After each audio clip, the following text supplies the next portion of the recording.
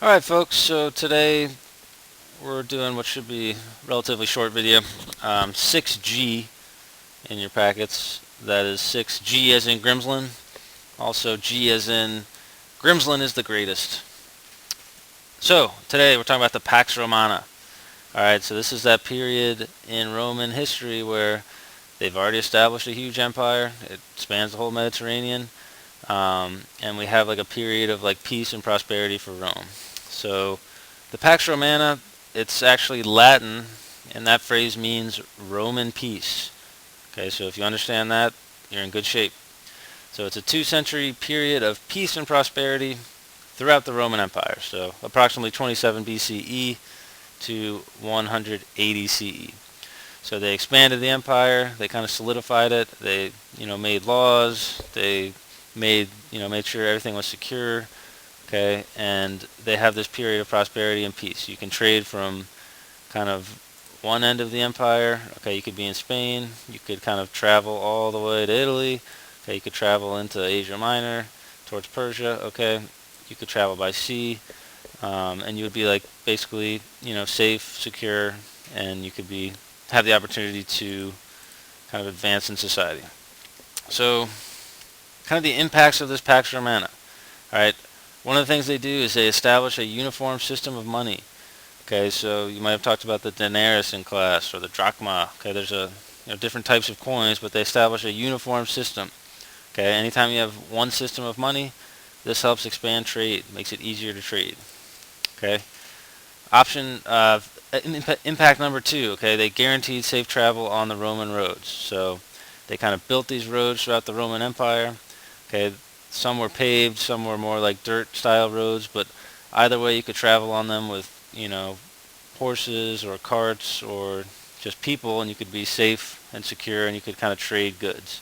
So these are kind of some examples of some Roman roads, what they look like today. So it's pretty impressive that these roads, are still standing in places, as many as almost 2,000 years later. So it's pretty cool. And then the last third economic impact was the prosperity and stability. So stability means kind of, it's stable. Anything that's stable is, it's not fluctuating, so it's not moving back and forth. Everything was going well, and they kind of had a steady period of growth. Okay, so the Pax Romana, you got to think peace and stability. So the social impact of kind of the Roman Empire at its height. Okay, remember when we talk about the Pax Romana, we're saying this is the Roman Empire at its greatest point. Okay, so they returned stability to the social classes. Alright, so remember before, during that fall of the Republic period, we had like rich versus poor.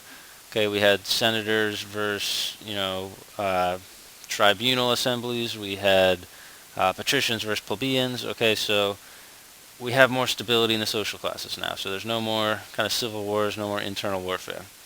And then there's an increased emphasis on family. So it would be important for each individual. He would be expected, he and she would be expected to raise a family, kind of do it the right way, and kind of have some family values. Now, political impacts of the Pax Romana. Okay, the Romans created a civil service system. This means that qualified individuals are hired to run the government. So we've seen this in China. We've seen this in Persia. Okay, another word for it is kind of bureaucracy. Okay, so they create a system where if you like pass a test or if you demonstrate skill and value, you're going to be hired to run the government. So it's not just going to be like rich people running things or, church people running things. It's going to be whoever's the most qualified. So that's the key here. You have to be qualified in order to run things. They developed a uniform rule of law. Okay, so the same laws will apply to everyone in all areas of the empire. And this is key. Another aspect of great empires we've seen. We saw Hammurabi's Code. Okay, we're going to look at Justinian's Code after this. We see the Roman 12 Tables.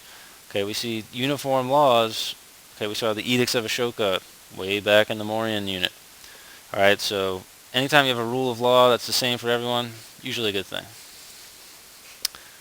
Now, brief kind of conclusion, okay, to this epic video. Top 5 holiday movies of all time, alright? So, number 5. Okay, It's a Wonderful Life. It's on NBC every Christmas Eve. Okay, check it out. It's kind of black and white, old school. Watch it with your parents. Your parents will probably appreciate it more than you do. Now, Home Alone, classic of the 90s. Okay, this is Macaulay Culkin. He gets lost. He ends up back at his house. Okay, his family forgets him. There's a tarantula involved, robbers, booby traps. Okay, it's awesome. Now, A Christmas Story.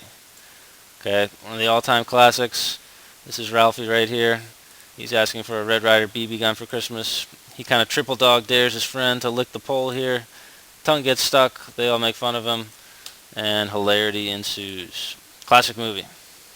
Jingle All the Way. Upset Special.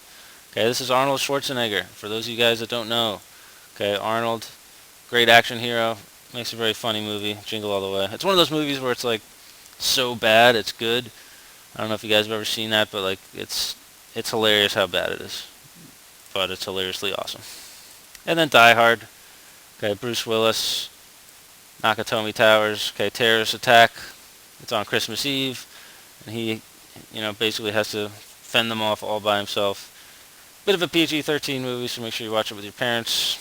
As always, make sure you're getting their consent on any sort of action movies you see. But Die Hard is a great movie. Make sure you check it out this Christmas Eve with your parents so we can discuss it in class. Alright, that's it. That's it for the video. Thank you for watching. And once again, Mr. Nolan, have a smell.